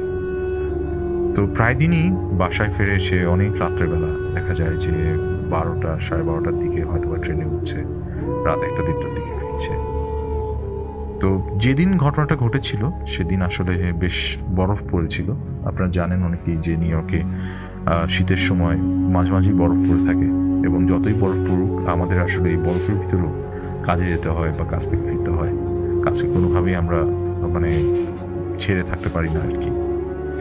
তো নিজের জীবিকার তাগিদেই সেদিন অনেক বরফ পড়ার কারণেই ফয়সাল তার কাজে যোগ দেয় এবং কাজ শেষ করে রাত্রে 11:30টার জায়গায় সেদিন একটু দেরি হয়ে যায়, রাত 1টার দিকে রওনা করে। তো রাত 1টার দিকে যখন রওনা করে আনুমানিক রাত 1:30টার দিকে সে পেন স্টেশন নামে পাশের যে ট্রেন স্টেশনটা সাবওয়েতে, সেই সাবওয়েতে অপেক্ষা করছিল। এবং রাত্রেবেলা যেটা হয় নিউ ইয়র্কে, যারা নিউ ইয়র্কবাসী বা যারা দীর্ঘদিন আমেরিকায় আছেন বা যারা ঘুরতে এসেছেন অনেকেই হয়তো বা জানেন যে রাত্রেবেলা সাবওয়েতে ট্রেনগুলো যদি দেখা যায় অন্যান্য সময় দিনের বেলা 5 মিনিট 6 মিনিট পর পর আসে, কিন্তু রাত্রেবেলা আসে দেখতে আধা ঘন্টা অনেক সময়। রাত 1:30টার থেকে সে অনেকক্ষণ অপেক্ষা করছিল, প্রায় রাত 2টার পরে একটা ট্রেন আসে আর কি। তো সেই ট্রেনটা করে সে পেন স্টেশন থেকে আরেকটা ট্রেন স্টেশনে গিয়ে ওখান থেকে তার যে গন্তব্যের যে ট্রেনটা সেটা হচ্ছে এফ ট্রেন ধরার জন্য অপেক্ষা করতে থাকে।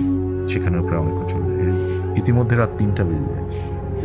তো প্ল্যাটফর্মে অনেক ফাঁকা ফাঁকা জায়গার ভিতরে বেশ মানুষজন দূরে দূরে ছিল। আর একটা ট্রেন স্টেশন আন্ডারগ্রাউন্ডে অনেক বড় থাকে, আপনারা হয়তো যারা দেখেছেন বা হয়তো ধারণা করলেও বুঝতে পারবেন যে একটা যদি ট্রেনের কম্পার্টমেন্ট যদি দেখা যায় যে 12টা 15টা থাকে, সেখানে কতখানি জায়গা নেই। ও যেখানে ছিল সেখানে আসলে আশেপাশে কোনো মানুষ ছিল না, হয়তো দূরে অনেক কেউ ছিল। তো হঠাৎ করে প্রকট দুর্গন্ধ তার নাকে আসতে থাকে। দুর্গন্ধ বেসিক্যালি দেখা যায় যে উন্নত বিশ্বে এরকম ট্রেন স্টেশন এটা আসলে সেরকম অস্বাভাবিক একটা বিষয়। দেখতে পেল যে সিঁড়িটা আর কি প্ল্যাটফর্মে নেমে এসছে, মানে মেইন উপর থেকে যে সিঁড়িটা দিয়ে সবাই নেমে আসে প্ল্যাটফর্মে, সেই সিঁড়ি দিয়ে একটা মানুষ নেমে আসছে, খুব উস্কো খুস্কো, মানে যাদেরকে বলা যায় একটি হোমলেস।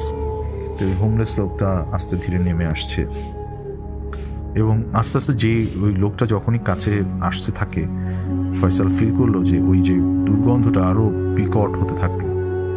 কাছাকাছি আর যখন আসলো দেখতে উস্কো উস্কো একটা খুব চিরাজর্ণ একটা মানুষ। তো সেই লোকটা যখন কাছে আসে, হাতে তার একটা ক্যান, ওই যেগুলো এমটি ক্যান, বিয়ারের ক্যান হতে পারে বা ড্রিঙ্কসের ক্যান হতে পারে, তো ওই ক্যানটায় সে ওই কয়েন নাড়াচ্ছে আর শব্দ করছে, বলছে। এটা খুব ভারী গলায় ফয়সালকে বলল, sir can you get me $1? Would love to buy some beer. এটা বলার পরপরই ফয়সাল আসলে খুব অস্বস্তি ফিল করা শুরু করছিল, যেহেতু দুর্গন্ধ, এবং একটা সে পকেট থেকে $1 নোট বের করে সেই ক্যানটাতে দিয়ে দেয়, এবং দেওয়ার সাথে সাথেই লোকটা আস্তে আস্তে আস্তে হেঁটে আরেকদিকে চলে যায়। ইতিমধ্যে ট্রেন চলে আসে, তার গন্তব্যের এফ ট্রেন চলে আসার পরে সে কম্পার্টমেন্টে উঠে যায়, ডোর ক্লোজ হয়ে যায়। ডোর ক্লোজ হয়ে যাওয়ার পর ঘুরে দাঁড়াতে সে দেখলো যে প্ল্যাটফর্মে সেই উস্কো খুস্কো লোকটা তার দিকে তাকিয়ে খুব অস্বাভাবিক একটা মানে দৃষ্টি তার দিকে দিয়ে রেখেছে, এবং কেমন জানি একটা অদ্ভুত একটা হাসি দিচ্ছে। যাই হোক, তো ওখান থেকে ট্রেনে করে যেতে প্রায় 1 ঘন্টা সময় লাগে তার গন্তব্যে, তার বাড়ি যেখানে, সেটা হচ্ছে 179 জ্যামাইকাতে ওই স্টেশন নামতে। তো যেতে যেতে এক সময় সে দেখতে পেল যে মানে সে খুব টায়ার্ড ছিল, সো অনেকটা নিদ্রার মতো হয়ে আসলো। তো স্বপ্নে সে আবল তাবল, মানে কোনো মানে ট্র্যাক ছাড়া অনেক কিছু, মানে কি জানি দেখলো, এরকমই, মানে খুব অস্বস্তি লাগছিল আসলে তার তখন, এত টায়ার্ডনেসের ভিতরে। যখন ঘুম ভেঙে গেল তখন দেখলো প্রায় তার গন্তব্যের কাছাকাছি চলে এসছে। তো যখন আসলো ট্রেন থেকে নেমে গেল, নেমে হাঁটা শুরু করলো, ট্রেন স্টেশন থেকে বের হয়ে আসলো। এখানে বলে রাখা ভালো, ফয়সালের বাসা 179 যে জ্যামাইকা 179, ওখান থেকে হিল সাইড থেকে আরও বেশ কিছু দূর, প্রায় 10-15 মিনিট হাঁটতে হয়।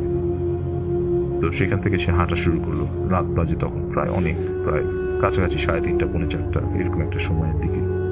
হাঁটতে হাঁটতে আগাচ্ছে, আর রাস্তায় আসলে তখন তেমন একটা লোকজনও ছিল না, মানে চুপচাপ, যেহেতু সে প্রতিদিনই আসে, তো এই এনভায়রনমেন্টই সবসময় চলাফেরা করে বা হেঁটে অভ্যস্ত। তো এই সময় হঠাৎ করে দেখতে পেল যে অনেক দূরে তার বাড়ির কাছাকাছি প্রায় চলে এসছে স্ট্রিট লাইটের আলোতে দেখতে পাচ্ছে যে একটা মানুষ কুজো হয়ে বসে আছে জাস্ট ফুটপাথের সাথে, এবং হাতে সম্ভবত কি যেন একটা উঁচা করে দিয়ে রাখছে, এবং একটু শব্দ শুনতে পাচ্ছে দূর থেকে, চঞ্চল মানে সামথিং লাইক কয়েন্স। যখন কাছে চলে আসলো তখন স্পষ্টভাবে লোকটাকে দেখতে পেল। লোকটা তার দিকে উদ্ভট এক দৃষ্টিতে তাকিয়ে এবং একটা হাসি দিয়ে বলছে, sir, can you get me $1? Would love to buy some beer. Faisal লক্ষ্য করলো এই লোকটা আর কেউ নয়, সেই ট্রেন স্টেশনের লোকটা যে কিনা ভিক্ষা করছিল তার কাছে, হোমলেস। সে ঘাবড়ে গেল, এই লোকটা এখানে আসলো কিভাবে। নিমিষেই সে অনেকটা দিশেহারা হয়ে গেল, দৌড়ানো শুরু করলো। দৌড়াতে রাস্তা শেষ হচ্ছে না, খুব অল্প সময় রাস্তা ছিল, হেঁটে গেলে হয়তো বা হার্ডলি 2-3 মিনিট লাগবে, তার মনে হচ্ছে অনেক সময় লাগছে। এই অবস্থায় যখন পৌঁছে গেল বাসার দৌড়ায়, তখন কোনোভাবে চাবি বের করে দরজা খুলে ঢুকে দেখতে পেল যে কমন যে রুমটা, যে কমন রুমে সিটিং রুমে তার ফ্ল্যাটমেট বসে আছে। তাকে সব ঘটনা খুলে বললো হাঁপাতে। তার বন্ধুটা শুনে তাকে আস্তে আস্তে আগে নর্মাল করলো, পানিটাই খাওয়া, ফয়সাল, তুমি এখন জানতে পারলে এই জায়গাটায় অনেক সময়ই দেখা যায় যে এরকম অনেকেই বলে যে একটা মানুষকে দেখা যায় এবং বিশেষে মাঝে মাঝে উধাও হয়ে যায়, এবং জানা যায় মানে তার শোনা কথা আর কি, যে এই লোকটা একটা হাউস ছিল ওখানে। সে এক সময় কোনো এক কারণে একটা গাড়ির নিচে ঝাঁপ দিয়ে আত্মহত্যা করেছিল। তো ফয়সালের মনে একটা কোশ্চেন জাগে এরপর থেকে, যে এই লোকটা যদি এখানেই তাকে দেখা যায়, তাহলে কেন ম্যানহাটনে তার এই ট্রেন ধরার যে ইন্টারচেঞ্জটা ছিল ওখানে কেন দেখেছিল। এরপর থেকে কখনো আর কোনোদিন ফয়সাল তাকে দেখেনি। কোনো একটা আড্ডায় যখন ফয়সাল আমাকে এই গল্পটা বলছিল, তখন আসলে আমি ফয়সালের ওই বাসাটাতেই বসেছিলাম, যে বাসায় আশেপাশে ওই হোমলেসটাকে দেখেছিল সে, আর এরপর ফয়সালটাকে দেখেনি। ধন্যবাদ।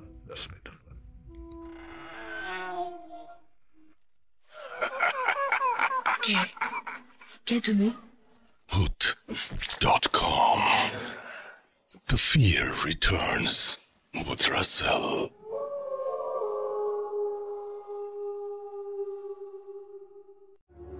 রাইট, আমাদের সঙ্গে আছেন আপনাদের প্রিয় আফনান ভাই, এবং আফনান ভাইয়ের ঘটনা শুনবো আমরা আজকে, এবং আশা করছি যে আফনান ভাইয়ের ঘটনা যেরকম আপনাদের পছন্দ সেরকম আজকেও অনেক বেশি ভালো লাগবে। চলুন শুনে আসি আফনান ভাইয়ের ঘটনা। থ্যাংক ইউ রসেল ভাই। এখন যে ঘটনাটি আমি শেয়ার করব, এই ঘটনাটি কালেক্ট করে দিয়েছে হচ্ছে আমাদের খুলনার ছোট ভাই সৈকত, এবং খুলনার যত স্টোরি আমি বলেছি সাধারণত ওই সৈকতের মাধ্যম দিয়েই, আর একটা ছেলে আছে রূপম, এই দুইজনের মাধ্যম দিয়ে খুলনার চমৎকার স্টোরিগুলো আমি পেতাম। এবারও সৈকত আমাকে খুব সুন্দর একটা স্টোরি এনে দিয়েছে। তো যিনি বলেছেন, তো উনি সঙ্গত কারণ ওনার নামটা বলতে নিষেধ করেছেন, এমনি আদার্স সব কিছু বলতে বলেছেন, কারণ যার সাথে যে ইসের সাথে ঘটনা তার আত্মীয় হয়তো উনি, এই জন্য উনি সঙ্গত কারণে নামটা বলতে নিষেধ করেছেন। তো ঘটনাটির স্থান হলো সাতক্ষীরা জেলার আশাশুনি থানার আনুলিয়া ইউনিয়ন, এবং এই আনুলিয়া ইউনিয়নের আকসরা বাজার নামে একটা গ্রাম আছে। এই আকসরা বাজারের এই ঘটনাটা, তো ঘটনাটি আসলে মানে শুরুটা আমি বলি যে যেখান থেকে সূত্রপাত, সেটা হচ্ছে ওই গ্রামে মানে স্বাধীনতার আগেই, মানে বাংলাদেশ স্বাধীনতার আগে একজন মেম্বার ছিলেন। তো যেহেতু গ্রামীণ পলিটিক্সের সাথে উনি ইনভলভ ছিলেন, ভালো খারাপ মিলিয়েই মানুষ, কিছু ভালো কিছু খারাপ, পুরোটাই খারাপ না, মানে কিছু ভালো কিছু খারাপ মিলিয়ে মানুষ। তো উনি দেখা যেতেন যে মাঝে মাঝে নিজের মানে ক্ষমতা টিকিয়ে রাখার জন্য বিভিন্ন সময় ভালো কাজের সাথে বিভিন্ন ধরনের অত্যাচারমূলক কাজ উনি করে ফেলতেন। তো এভাবে দেশ স্বাধীনের পরে উনি আর মেম্বার ছিলেন না, কিন্তু উনি এই 90-এর দশকের দিকে মারা যান, মানে বয়সেই মারা গেছেন আর কি, এমনি অন্য কোনো ইসে না, বয়সে মারা গেছেন। তবে উনি মৃত্যুর সময় যারা উপস্থিত যারা ছিলেন আমাকে স্টোরিটা শেয়ার করেছেন আর কি, যার মাধ্যমে শোনা। তো প্রচণ্ড কষ্ট পেয়েছিলেন মৃত্যুর সময়, মানে মৃত্যু যন্ত্রণা যে কি আমাকে বলেছেন আর কি, কারণ আমাকে ওই সৈকত যখন এটা ঘটনাটা আমাকে শুনিয়েছে, ও রেকর্ড করে পাঠিয়েছে, আমি নিজে ভয়েস ক্লিপটা আমি শুনেছি আর কি। তো মৃত্যু যন্ত্রণাটা যে কি, এটা ওই মেম্বার সাহেবের মানে মৃত্যু না দেখলে কেউ বুঝতে পারবে না। তো উনি মারা যান, মারা যাওয়ার পরে স্বাভাবিকভাবেই ওই বাজারের মানে আকশরা বাজারের মানে রাস্তার মেইন একটা রাস্তা আছে, রাস্তার পাশে একটা কবরস্থান আছে, কবরস্থানে কবরস্থ করা হয়। এবং ওইটা বলতে পারেন ওনাদেরই জায়গা আর কি, বেশ উনি অনেক ভূসম্পত্তির মালিক ছিলেন, মানে কবরস্থ করা হয়। কিন্তু যেদিন কবর দিয়ে এসছে তার ঠিক পরের দিনই মানে লোকজন এসে খবর দিল যে ভাই কবরটা তো ভেঙে গেছে। তখন দেখে যে আসলেই সত্য, কবর ভেঙে গেছে, পায়ের দিকটা দেখা যাচ্ছে, কাফন দেখা যাচ্ছে, মাথা দেখা যাচ্ছে। তখন ওরা চিন্তা করেন যে ঠিক আছে, তাহলে কালকেই কবর দিলাম, আজকে ভেঙে গেল, ওনারা বিষয় একদম স্বাভাবিকভাবে নিয়েছেন, হতেই পারে। তো ওনারা আবার বাঁশ টাস দিয়ে সবকিছু চাটাই দিয়ে আবার সুন্দর করে কবরটা প্রস্তুত করে দেন, মানে স্বাভাবিকভাবেই। পরের দিন আবার কিছু লোক এসে বলে যে ভাই কবর তো ভেঙে গেছে। দেখি একই অবস্থা, কবর ভেঙে গেছে, আবার ঠিকঠাক করেন। পরের দিন আবার একই খবর, ভাই কবর ভেঙে গেছে। কি মুসিবত, এরকম প্রতিদিন এই কাজটা কে করতেছে? বলে বৃষ্টি তো নাই, কোনো মানে শেয়াল যে ওটা করেছে তাও তো না, কবর ভাঙছে কেন?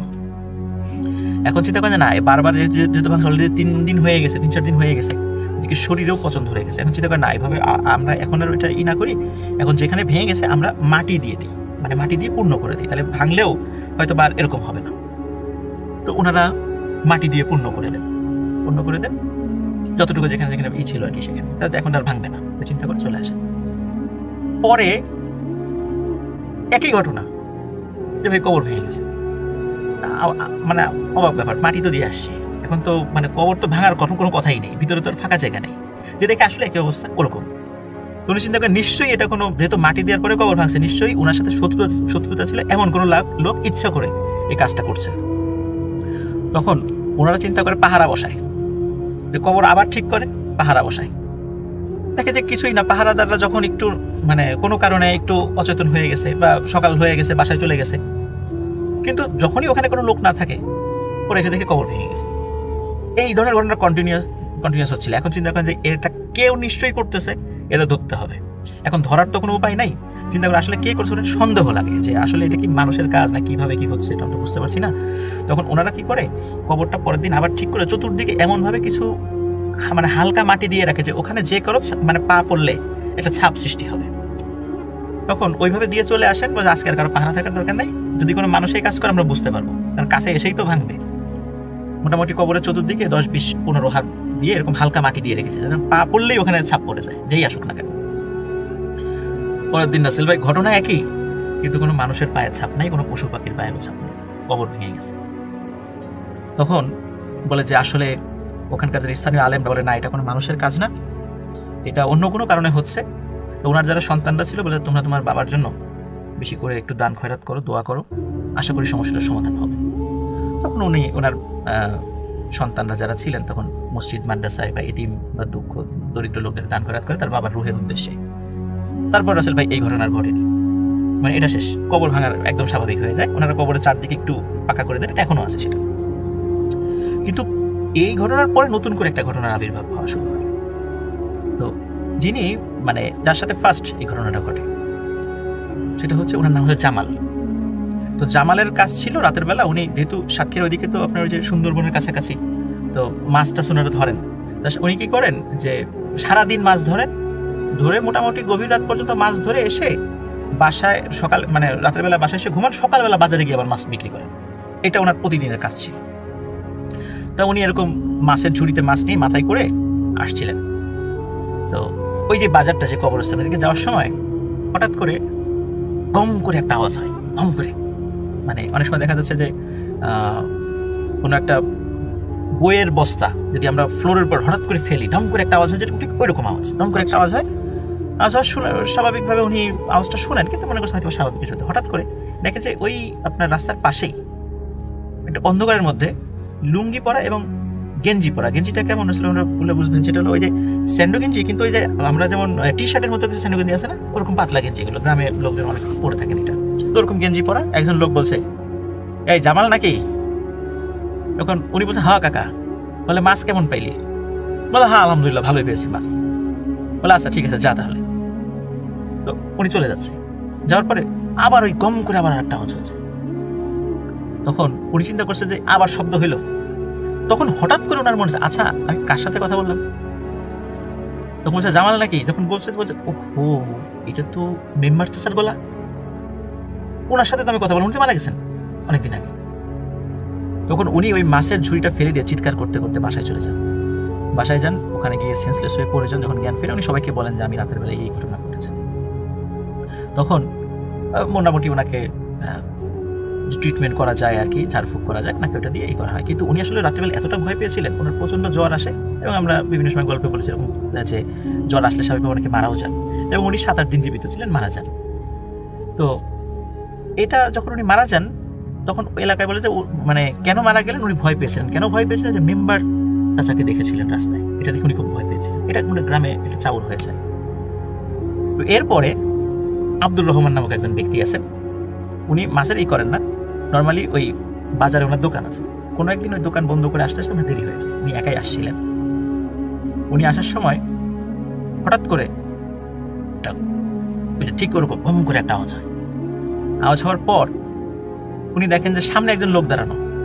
বলে কি রহমান নাকি? বলে জি চাচা। বলে কি আজকে দেরি হলো কেন? বলে অনেক আজকে হাটের দিন ছিল, অনেক কাজ টাজ ছিল, এই জন্য। আর তাছাড়া গঞ্জ থেকে মাল আসবে, মাল আসতে দেরি হয়েছে, এই জন্য দোকানটা বন্ধ করতে দেরি হয়ে গেছে। এই কথা বলতে বলতে আব্দুর রহমানের মাথায় খেয়াল আসছে যে কিরে, উনি তো মারা গেছেন, এটা কে তাহলে?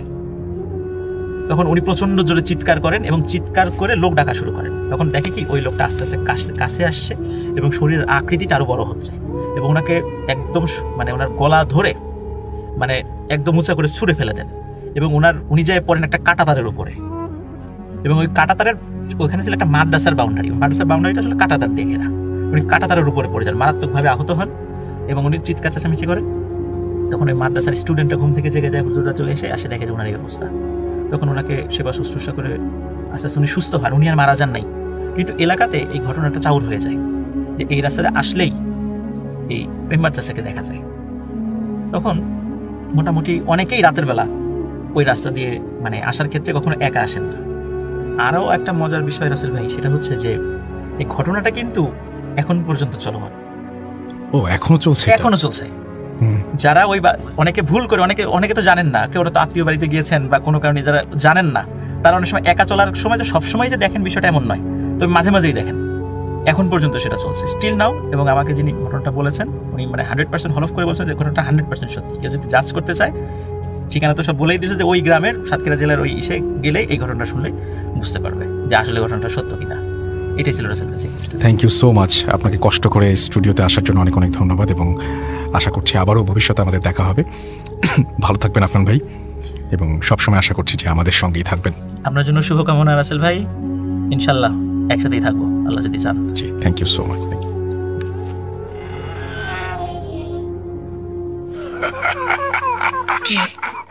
কে তুমি? Hoot.com. The fear returns with Russell.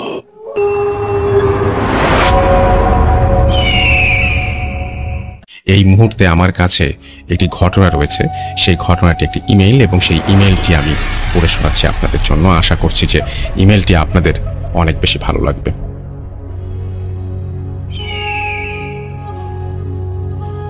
আসসালামু আলাইকুম রাসেল ভাই, অনেকদিন পরে আজ আরেকটি সত্যি ঘটনা শেয়ার করছি। দুঃখিত, এই ঘটনাও আপনাকে আজ লিসেনারদের পড়ে শোনাতে হবে। নতুন করে আবার শুরু করার জন্য প্রথমেই আপনাকে ধন্যবাদ। আমার নাম আজাহার, কানাডার অন্টারিও একটা ইউনিভার্সিটিতে পড়ছি। এর আগে আমার দুটো ঘটনা প্রচার করা হয়েছিল, তার জন্য আপনাকে ধন্যবাদ। পড়াশোনার ফাঁকে আগে আমি একটা ক্যান্ডি স্টোরে কাজ করতাম। সেখানেই আমার এক ফ্রেন্ডের কাছে শোনা ঘটনা, যার কাছ থেকে এই ঘটনাটি আমি শুনেছি। তার নাম হচ্ছে রবার্ট। রবার্টের একজন কাজিনের সাথে মূলত এই ঘটনাটি ঘটে। তার কাজিন কেভিন থাকতো আমেরিকার নেভারাস্কায়। কেভিন ইউনিভার্সিটি অফ নেভারাস্কায় পড়াশোনা করত। ডর্মে জায়গা না পাওয়ায় তাকে একটা বাসা নিয়ে আলাদা থাকতে হতো। তার বাসা ছিল ইউনিভার্সিটি থেকে কিছুটা দূরে, বাস স্টপ পর্যন্ত 5 মিনিট হাঁটার রাস্তা, তারপর 10 মিনিটের বাস জার্নি। তার নেইবারহুডের আগে একটু বর্ণনা দেওয়া দরকার। শহরের একটু বাইরের দিকে মূলত ছিল এই নেইবারহুড, এবং তুলনামূলক একটু উঁচুতে, কারণ পাশেই একটা বেশ উঁচু টিলা ছোটখাটো পাহাড়ের মতো ছিল। সেখানে বিকেলে অনেকে হাঁটতে যেতেন, বিশেষ করে সামারের সময়। সেই পাহাড়ের চূড়োতে দাঁড়িয়ে থাকলে নিচে তাকালে পুরো শহরটা দেখা যায় রাতের বেলা, যা অবিশ্বাস্য মনোরম একটা দৃশ্যের সৃষ্টি করে। ঘটনা হচ্ছে কেভিনের গার্লফ্রেন্ডকে নিয়ে। কেভিনের গার্লফ্রেন্ডের নাম ছিল অ্যালিস। অ্যালিসের সাথে প্রায় তার সম্পর্ক 6 মাসের ছিল। কেভিন পছন্দ করত অ্যালিসকে। তারা অন্য কাপলদের থেকে অনেক আলাদা ছিল। পড়াশোনা থেকে শুরু করে সবকিছু একই সাথে করত। বলতে গেলে কেভিনের প্রচণ্ড ভালো লাগা কাজ করত অ্যালিসের প্রতি, কিন্তু মুখ ফুটে কিছু বলতে পারত না। ঘটনার দিন অ্যালিস কেভিনের বাসায় আসে। তারা ওই দিন মুভি দেখে, ডিনার করে। ধীরে ধীরে অ্যালিসের ডর্মে ফেরার সময় চলে আসে, কিন্তু কেভিন ওই দিন খুব করে চাচ্ছিল অ্যালিস যেন আজকে থেকে যায়, কারণ ওই দিন বাইরে অনেক ঝড় বৃষ্টি হচ্ছিল আর অ্যালিস আর কেভিন কারোরই গাড়ি ছিল না এবং কোনো ক্যাবও ওই সময় পাওয়া যাচ্ছিল না। কিন্তু থেকে যাওয়ার কথা বলতেও তার কেমন যেন একটু সংকোচ হচ্ছিল, যদি অ্যালিস কিছু মনে করে। বারবার এই কথাই মাথায় আসছিল। সে আসলে অ্যালিসকে অনেক ভালোবাসত, কিন্তু জানাতে ভয় পাচ্ছিল যদি বলতে গিয়ে তাদের বন্ধুত্বই নষ্ট হয়ে যায়। অবশেষে মনের মধ্যে সাহস সঞ্চার করে অ্যালিসকে বলেই বসে, অ্যালিস, আমি বলছিলাম কি, যদি আজকে থেকে যেতে ভালো হতো। বাইরে অনেক ঝড় বৃষ্টি, কিছু পাবে না। তারপর মুচকে সে বলল, আমি তো থেকে যেতেই পারি, কিন্তু কিন্তু কেভিনের চোখে প্রশ্ন, কিন্তু আমি যেখানে থাকি সেখানে তো কেউ থাকতে পারে না। অ্যালিসের উত্তর। হো হো করে হেসে উঠল কেভিন। বলল, ভালোই তো গল্প ফেঁদেছ। তা এই যোগ করার কাজটা কবে নিলে? এইসব বলে অনেক ভয় পাইয়ে দেওয়ার চেষ্টা করছো নাকি আমাকে? হাসি নয় কেভিন, যারা আমার সাথে আগে আমার রুমে থাকতো তারা অনেকবার এই কথা আমাকে বলেছে। কিছুটা লজ্জিত হয়ে অ্যালিস বলল, আমি তোমাকে জানাতে চাইনি, কারণ মনে হচ্ছিল তুমি আমাকে ছেড়ে চলে যাবে, কিন্তু আজ সত্যিটা জানাতেই হলো। কতদিন আর এইভাবে লুকিয়ে রাখবো? আমার এই সমস্যা খুব ছোটবেলা থেকে। অনেক সাইকিয়াট্রিস্টের কাছে গিয়েছি, কোনো ফল পাইনি। সমস্যার ভয়াবহতা বুঝে কেভিন হাসি থামিয়ে ভারী গলায় বলল, এটা হয়তো সাধারণ কিছু, তুমি মিছিমিছি এরকম করছো। অ্যালিস উত্তর দিল, তোমাকে বোঝানো সম্ভব হবে না, তুমি বুঝবেও না, কেউই বোঝে না। আমিও সেটা জানি। তুমি আমাকে বলছো আমি থাকবো, কিন্তু তোমাকে একটা কথা দিতে হবে।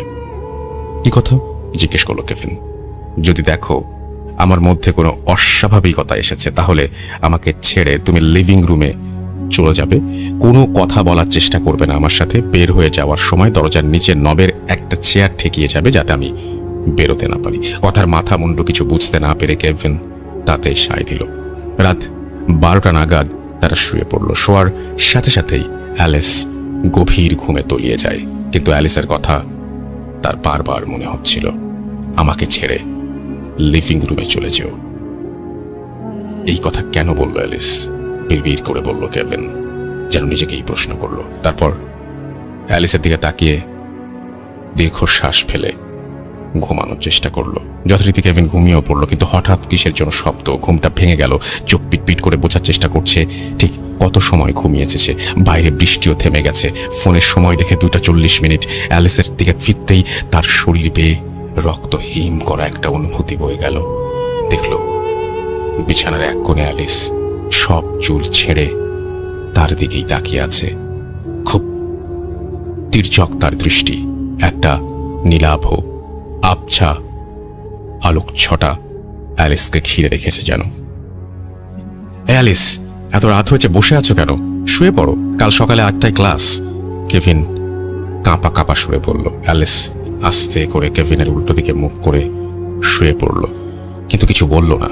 কেভিন শুধু তার ভারী নিঃশ্বাসের আওয়াজ শুনল এবং সে অন্যদিকে ফিরে শুয়ে পড়ল, কিন্তু তার ঘুম আসছে না। অজানা ভয়ে বারবার কেঁপে উঠছে। মনে হতে থাকলো অ্যালিসকে উঠিয়ে দেবে, ভালো মতো জিজ্ঞেস করবে কি হয়েছে, কিন্তু অ্যালিস বারণ করেছে বিধায় কিছুই করলো না। এই ভাবতে ভাবতে সোজা হয়ে শুতে সে যা দেখলো তা কেউ দেখতে চাইবে না। সে দেখলো তার নাকের অল্প কিছু, অর্থাৎ কয়েক ইঞ্চি উঁচুতে অ্যালিস বাতাসে ভাসছে। কেভিনের দিকে মুখ করে ঠিক তার শরীরের ওপর। ভয়ে কেভিন পুরো অবশ হয়ে গেল। অ্যালিসের চোখ রক্তবর্ণ, চুলগুলো হাওয়ায় ভাসছে, খোলা জানালা জুড়ে বাতাস বইছিল এবং অ্যালিস তখন বলছে, what makes you believe you can stay with me. তারপরে তিনি আরো অনেক কিছুই বলেছে, বলছে তার রক্ত মাংস সব ছিঁড়ে আলাদা করে ফেলবে এরকম কিছু একটা, এবং বলছে তুমি আমার সাথে থাকতে চাও, জ্যান্ত অবস্থায় তোমার চামড়া তুলে তোমার হাড় থেকে শরীরের মাংস খুবলে নেব আমি। পিলে চমকানো কণ্ঠে কেভিনকে এই হুমকি দিয়ে কেভিন নড়তে পারছিল না। সে এত ভয় পেয়েছিল যে তার মনে হচ্ছিল নড়লে অ্যালিস তারপরে হামলা করবে এবং যা বলছিল তার নারকীয় রূপ দেখবে। অবিশ্বাস্য হলেও সত্যি অ্যালিসের গলায় কণ্ঠ আগের মতো ছিল না, খুব ভারী পুরুষালী কেউ যেন অ্যালিসের রূপ ধারণ করে কথা বলছে। কেভিন প্রতিটা মুহূর্ত এক ঘন্টার মতো মনে হচ্ছিল তার কাছে। অনেক কষ্টে শক্তি সঞ্চার করে ঢোক গিলে সে অ্যালিসকে বলল, অ্যালিস আমি কেভিন, তুমি এমন করছো কেন? অ্যালিস এখানে নেই, যদি বাঁচতে চাও তবে তাকে একা রেখে কোথাও যাও। সেই ভয়ঙ্কর কণ্ঠের উত্তর এলো।